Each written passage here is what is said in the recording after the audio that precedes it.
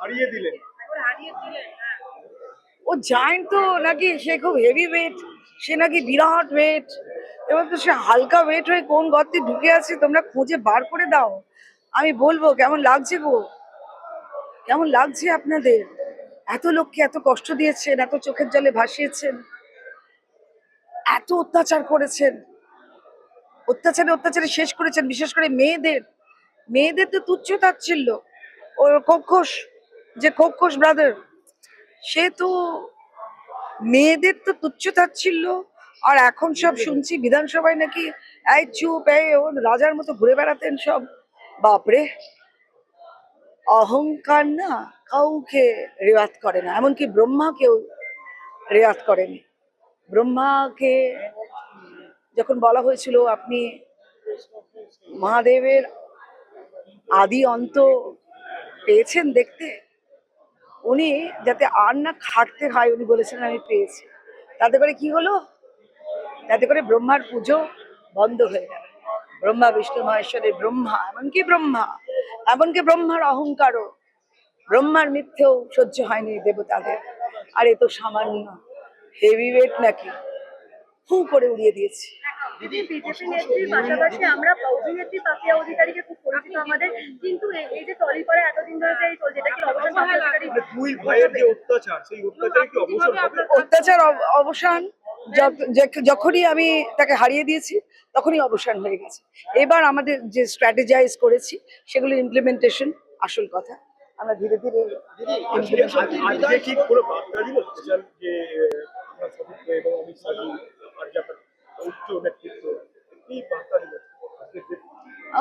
আমাদের মুখ্যমন্ত্রী নির্বাচিত হয়ে গেছে, অমিত শাহজি ওনার নামটা প্রপোজ করেছিলেন, সবাই মিলে সমর্থন করা হয়েছে, সবাই সবাই আমরা সবাই মিলে সমর্থন করেছি।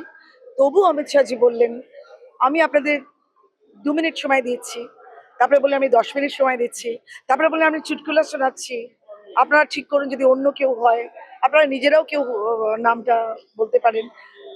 10 মিনিট, 15 মিনিট, 20 মিনিট, 25 মিনিট আমরা নিজেরা যার যা ওনারা কথা বলছেন, কেউ আরেকটি নাম বের করতে পারলেন না। দিদি, অশুভ শক্তি বিদায়, শুভ শক্তি উদয়।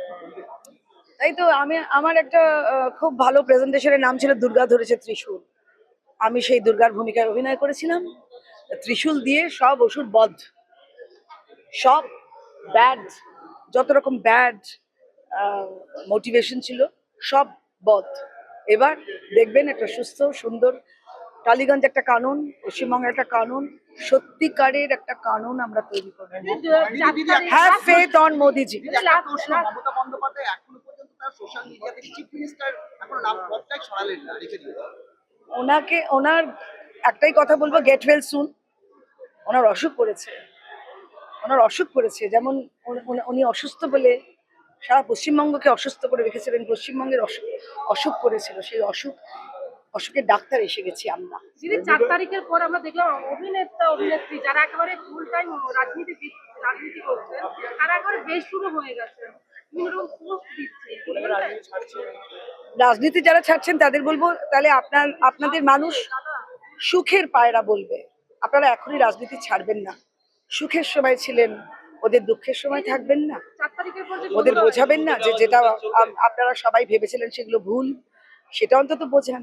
সুখের পায়রা হবেন না, তাহলে নামের পাশে ব্র্যাকেটেড সুখের পায়রা হয়ে যাবে। Never do that. আমি একজন সিনিয়র হয়ে বলছি।